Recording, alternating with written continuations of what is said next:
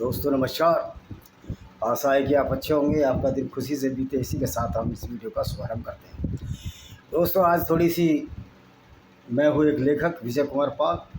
मेरी 10, 11, 12 किताब हैं कि 11, 12 भी अब लिख चुकी हैं, टाइपिंग है, यानी वो भी पब्लिश हो जाएंगी बहुत जल्दी। तो दोस्तों आज मैं बड़ी ये रील पील क्या क्या बना रहे हैं। कोई कहता है कि जाटों में इतनी ताकत है, कोई गडरियों में, कोई गुजरों में, कोई अहीरों में, कोई ब्राह्मणों में, कोई राजपूतों में, हर जाति के लोगों में बड़ी ताकत आ रही है। और कह रहे हैं हमारी तो बात ही निराली है। देखिए सबकी बात निराली है, क्योंकि हम सब एक जो हमारा एवोल्यूशन हुआ है, जिसके फलस्वरूप इंसान का जन्म हुआ, जो 2.5 लाख साल पहले हम आए, वो सब एक ही संतति, एक ही हमारी एक ही एसेंडेंट्स हैं, यानी कि हमारे पुरखे एक ही हैं। और हम सब जो चिंपैंजी, गिब्बन, गोरिल्ला, ओरंगटाउन और एक और है, चिंपैंजी, गिब्बन, गोरिल्ला, ओरंगटाउन, 4 ही हो गए। चारों के निकटवर्ती संबंधियों की हम औलाद हैं। इसलिए ये मत बोलो कि ये फलाने की छाती बड़ी छाती, किसी की छोटी छाती। हम सारे के सारे चिंपैंजी, ओरंगटाउन और गोरिल्ला, गिब्बन के नज़दीकी जो रिश्तेदार थे, जो टार्सियस थे, उन सब की हम औलादें हैं। एवोल्यूशन यही बताती है। तो ज़्यादा ये भड़कियाँ मत मारा करो, ये गाने वाने रील लिखने से बेवकूफ़ों में लोगों को बेवकूफ़ बना रहे हो। ये सब चलने वाला नहीं है। ये सब हमारी दिमाग की उपज है। सारे रिलीजन हमने बना लिए। कोई भी रिलीजन इंसानों द्वारा बनाया हुआ है। और अपने को बड़ा और छोटा करने की जो होड़ लग रही है, तो मेरी भी वही औकात है जो आपकी औकात है। किसी की औकात किसी से कोई बड़ी नहीं है। और मैं भी उन्हीं का वंशज हूँ जो चिंपैंजी, गिब्बन, गोरिल्ला और ओरंगटाउन के नज़दीकी रिश्तेदार थे। और आप भी उन्हीं के वंशज हो। जो ये कहते हैं हम तो उनके वंशज नहीं है। लोग कहते हैं कि 2 थ्योरी हैं। एक पंडित जी हमारे साथ घूमते हैं, 2 थ्योरी हैं। कुछ कहते हैं हम ऋषि मुनियों के औलाद हैं, कुछ कहते हैं हम गिब्बन, गोरिल्ला, चिंपैंजी के रिश्तेदारों के औलाद है। तो पंडित जी मैं आपको यही समझाना चाहता हूँ कि ये जो थ्योरी है ना, हम ऋषि मुनियों के औलाद हैं, 5000, 10,000 साल से पहले की थ्योरी नहीं है। क्योंकि जब 2.5 लाख वर्ष पूर्व हम जैसा मानव विकसित हो चुका था, तो इन्होंने ये गणना गढ़ी कि अच्छा काम करेंगे। और ये अच्छी बात है, ऋषि मुनियों के औलाद हैं, अच्छा है। लेकिन ऋषि मुनि भी उन्हीं की औलाद हैं। गिब्बन, गोरिल्ला, ओरंगटाउन, बबून और चिंपैंजी जो आज है, उनके नज़दीकी रिश्तेदारों की औलाद है। तो थ्योरी तो एक ही है कि इंसान उन्हीं की औलाद है और ऋषि मुनि उन्हीं। तो बहुत बात की चीज़ है। और ये गुरु गोविंद सिंह, ये सब जो नानक पंथ और फलाना पंथ, सनातन वैदिक धर्म, ये बहुत सारी तो बात की चीज़ है। सच्चाई है कि हम चिंपैंजी, गिब्बन, गोरिल्ला, ओरंगटाउन के रिश्तेदारों की औलाद है। तो फ़क्र से हाथ मिलाओ जाके चिंपैंजी से, किसी भी बरादरी तो हमने बनाई है, उससे ज़्यादा हमारी औकात नहीं है।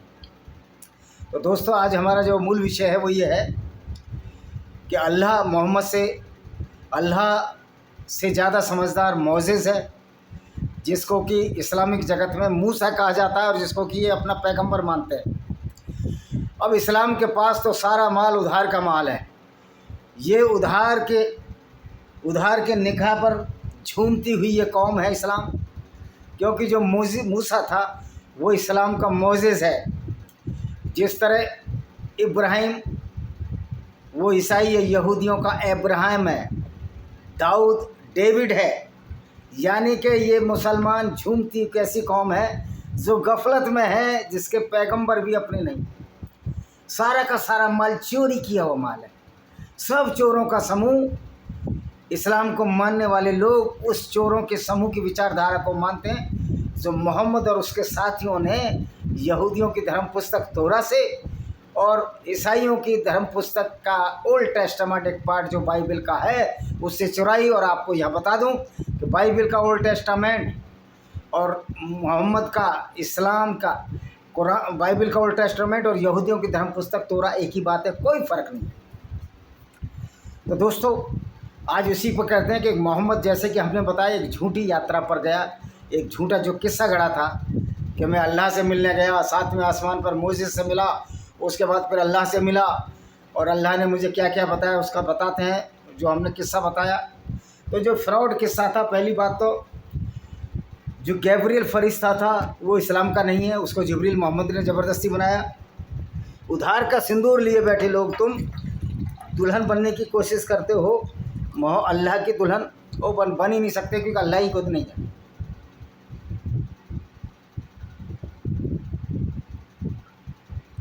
तुम्हारा तो क्रिएटर भी नहीं है, अल्लाह नाम का कोई प्राणी इस दुनिया में नहीं है, ये सब फैब्रिकेटेड है।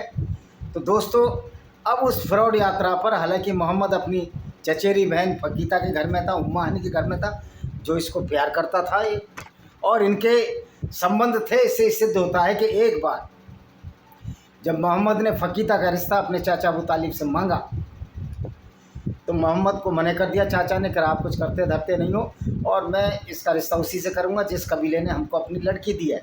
तो उस कबीले का एक लड़का तो हुबैरा, जो यहूदी थे सारे लोग, उससे शादी कर दी। तो जब वो हुबैरा नजरन भाग गया मुसलमानों के डर से, तो मोहम्मद ने कहा कि आप मेरे से शादी कर लो। फकीता को फिर बोला, फकीता ने कहा नहीं, मेरे बच्चे बड़े हैं, 8 बच्चे हैं, छोटे हैं, जब पालन पोषण करूँगी बड़े हो जाएंगे, सोचा जाएगा। और फिर बाद में फकीता ने कुछ कहा, खुद कहा कि आप मेरे से मोहम्मद शादी कर लो। तो मोहम्मद ने कहा बहुत देर हो चुके, जबकि बहुत सारी औरतों से शादी कर चुका था। तो इसका मतलब इन दोनों के फिजिकल रिलेशन थे, मोहम्मद ने जिना किया था।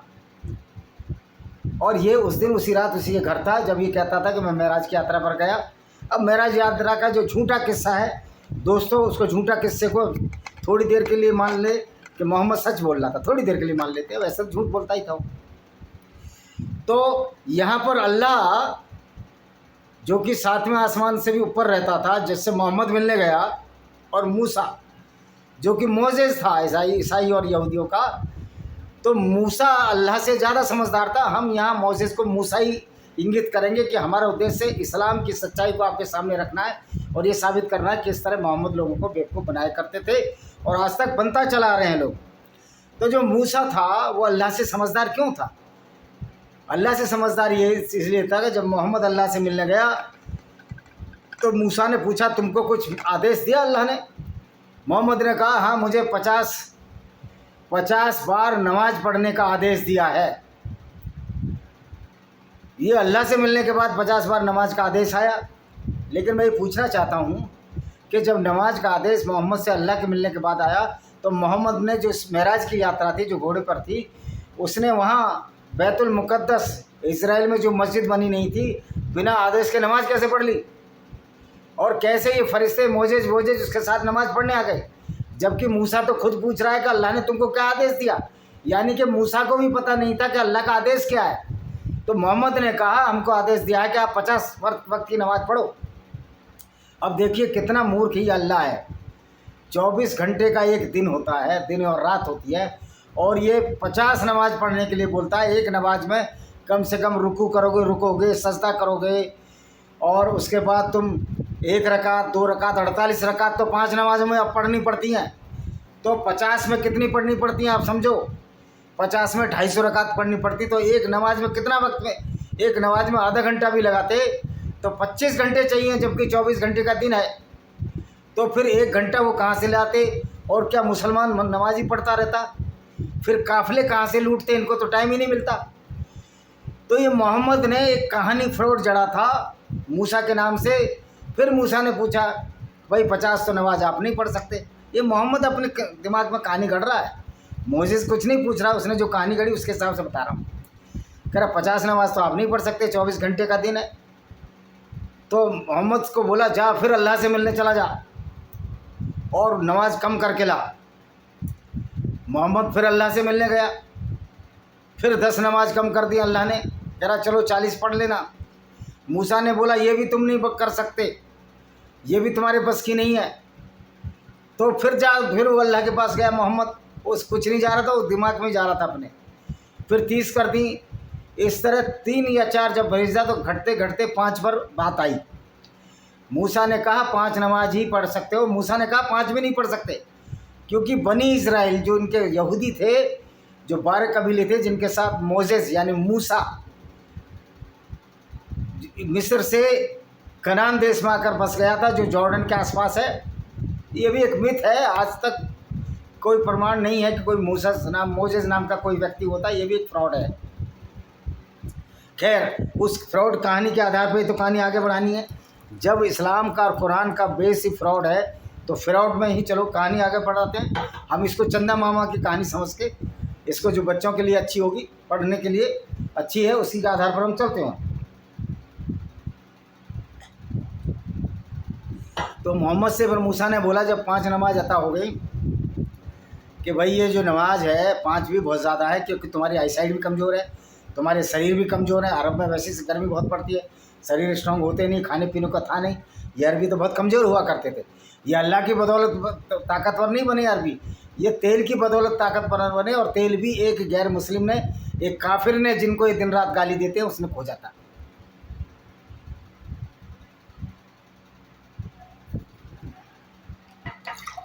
प्यास, गर्मी बहुत ज़्यादा है तो पानी पीना पड़ रहा है। तो 5 नमाज ज़्यादा, आपकी आईसाइट कमज़ोर है। तो मोहम्मद फिर अल्लाह के पास गया कि भाई ऐसे ऐसे मुझे कह रहे। तो उसने, मोहम्मद ने बोला, मोहम्मद से अल्लाह ने पूछा कि मदर ऑफ बुक क्या कहती है? तो ये लब्बैक लब्बैक बोला। उन्होंने कहा अब यही फाइल है, 5 नमाज पढ़ो आप, और 5 नवाबों का सवाब 10 गुना ज़्यादा मिलेगा, यानी 500 नमाजों के बराबर मिलेगा, या 100 गुना ज़्यादा मिलेगा। तो भाई क्या फिर अल्लाह को पूछना चाहिए मुसलमानों को, या मोसेस को पूछना चाहिए? मेरे ख्याल तो मूसा को पूछना चाहिए। मूसा अल्लाह से ज़्यादा अक्लमंद है। दुनिया बनाने वाले अल्लाह को ये भी नहीं पता। वैसे तो उसने घंटे बनाए 24, लेकिन नमाज 50 दे दी। तो ये सारा फ्रॉड आप क्या समझते हो ये अल्लाह का था? अल्लाह तो एक काल्पनिक पात्र है। मोसेस भी एक काल्पनिक पात्र था, क्योंकि मोहम्मद कहानियाँ पढ़ता था, यहूदियों के मेले में जाता था, ईसाइयों के मेले में जाता था, और वहाँ ये कहानियाँ सुनता था, कथाएं होती थी, मेला लगता था। और फिर ये मक्का नाम की मस्जिद में भी कैसे सो रहा था? मक्का तो उस समय मस्जिद ही नहीं थी जब मोहम्मद 621 में गया। मक्का तो, काबा तो मस्जिद पवित्र, इनके लिए पवित्र नहीं था, उसमें तो मूर्तियाँ पूजी जाती थी। तो कहानी में इतना घालमेल है, इतना घालमेल है, जिससे सिद्ध होता है कि महराज की यात्रा फ्रॉड थी। और अल्लाह से ज़्यादा तो मोसेस विद्वान था, क्योंकि जब मोसेस भेजता था अल्लाह आयतें कम करता चला जाता था। तो ये था इस्लाम का फ्रॉड जो मोहम्मद ने गढ़ा। इसी के साथ मैं इस वीडियो को विराम देता हूँ। दूसरा वीडियो मैं डालूंगा आज का ही, वो दूसरे टॉपिक पर, उसकी मैं तैयारी करूँगा, फिर आपको बताऊँगा किस तरह इस्लाम में बहुत बड़ा घालमेल है, फ्रॉड है। जैसे कि महराज की यात्रा के नाम पर ही फ्रॉड मोहम्मद ने रचा। और मज़े की बात, आज इसको मुसलमान मान रहे हैं कि बुराक नाम के जानवर पर सवार हो रहे हैं। तो किसी भी कौम को अगर बर्बाद करना है तो उसको झूठी फैलेसी में, जैसे कि इस्लाम में मुसलमानों को अल्लाह के नाम पर एक झूठी विचारधारा में मोहम्मद डाल गया। और मुसलमानों के साथ अगर सबसे बड़ा धोखा हुआ है तो इनके प्यारे नबी रसूलुल्लाह सल्लल्लाहु अलैहि वसल्लम मोहम्मद साहब की एक करामात है। वास्तव में वो बड़ा ही करामाती आदमी था। एक ऐसी कौम को खड़ा कर गया, एक ऐसी किताब लिख गया जो कि पूरी की पूरी तरह से क्रिमिनोलॉजी है। क्रिमिनोलॉजी क्या बोलते हैं इंग्लिश, हिंदी में अपराध शास्त्र है। तो कुरान से बड़ा कोई अपराध शास्त्र नहीं हुआ। अगर कोई किताब ये कहती है कि ऊंच नीच जन्म के आधार पर, वो भी अपराधी किताब है, लेकिन ऐसी किताब लाओ तो सही। लोग कहते हैं मनुस्मृति में लिखा, मैंने अभी पूरी मनुस्मृति नहीं पढ़ी। अगर मनुस्मृति में भी लिखा है कि सूत्रों को पिघलाकर गरम शीशा डाल दिया जाए कानों में, तो वो भी बहुत बड़ा अपराध शास्त्र है। उसके भी हम तायद नहीं कर सकते, उसकी भी निंदा करेंगे। लेकिन अगर नहीं लिखा, ये पढ़ने के बाद मैं मनुस्मृति पर भी कुछ चैप्टर बनाऊंगा जो ये कहते हैं कि मनुस्मृति में छेपक डाल दिए। तो भाई उन छेपकों के बारे में चर्चा करो, उनको हटवाओ किताब से। ये छेपक डाल दिए मनुस्मृति बदनाम होगी, इसका तो प्रूफ तुमको लाना पड़ेगा। फिर ओरिजिनल मनुस्मृति लाओ जिसमें छेपक नहीं थे, तब तो हम मानेंगे कि मनुस्मृति में कोई गलत चीज़ नहीं है। अगर आप ओरिजिनल मनुस्मृति नहीं लाते हैं और इन छेपकों की बात करते हैं, छेपक डाल दिए, तो हमको कैसे मालूम होगा कि ओरिजिनल मनुस्मृति बहुत अच्छी थी? इसी तरह कुरान वाले भी कहते हैं कि कुरान तो बढ़िया थी, इसमें से मोहम्मद का नाम यहूदियों की धर्म पुस्तक में से हटा दिया गया और ईसाइयों की धर्म पुस्तक से मोहम्मद का नाम हटा दिया। वो मूर्खों, जब मोहम्मद पैदा बाद में हुआ है, कुरान से पहले ही बाइबिल और तौरात लिखी गई है, तो मोहम्मद का नाम कहाँ से आता और कहाँ से हटा दिया जाता? अगर हटा भी दिया जाता तो बाइबिल लाइए, वो तौरा लाइए जिसमें मोहम्मद का नाम था, तुमने हटा दिया। तो ये सब बयानबाजी है। मोहम्मद ने जितना मूर्ख मुसलमानों को बनाया, और जितना मूर्ख आज मुसलमान इस्लाम के नाम पर बन रहा है, ऐसी जाहिलियत और किसी कौम में अगर पाई जाती तो कब का रिफॉर्म हुआ जाता। लेकिन ये ईमान का जो कीड़ा है, जो ईमान का वायरस है, जो कि आदमी को बुद्धिहीन बनाता है, ब्रेन वॉश करता है, ये आज हमारे मुसलमानों की वाट लगाने में लगा हुआ है। हाँ, ये अच्छा संकेत है, कुछ समझदार मुसलमान इस्लाम को छोड़ रहे हैं, और जब इस्लाम को छोड़ेंगे जब भी इस दुनिया का उद्धार होगा, जब इस दुनिया से इस्लाम खत्म हो जाएगा, नस्तानाबूद हो जाएगा, तभी उद्धार होगा। कुछ राक्षसी प्रवृत्ति के लोग इस विचारधारा को चलाते रहेंगे, क्योंकि एक राक्षसी प्रवृत्ति है। तो उनके लिए हमने एक आर्मी तैयार की है जो जिहादी असगर करेगा, जो गैर मुस्लिमों को कत्ल करने की बात करता है, उनके लिए काफिर इंटरनेशनल आर्मी है। और मेरे काफिर इंटरनेशनल आर्मी के सदस्य जो पाकिस्तान में रहते हैं, हाफिज सईद, क्या कुरैशी, सैफुल्ला, कसूरी, इन सबको मारने के लिए आपको सिर्फ 3 महीने का टाइम है। उसके बाद कार्रवाई फिर हम दूसरे देश से करवाएंगे पाकिस्तान पर, इन आतंकवादियों को समाप्त करेंगे। हमारा भारतीय आर्मी से कोई मतलब नहीं, किसी तरह की कोर आर्मी से मतलब नहीं, हमारा उस आर्मी से मतलब है जो काफिर इंटरनेशनल आर्मी है, जो सच्चे विचारों के लिए लड़ेगी, जो इस्लाम को नेस्ताबूद करने के लिए अब तैयार है। इसी के साथ हम इस वीडियो को विराम देते हैं। वंदे मातरम, जय हिंद, आपका दिन शुभ हो।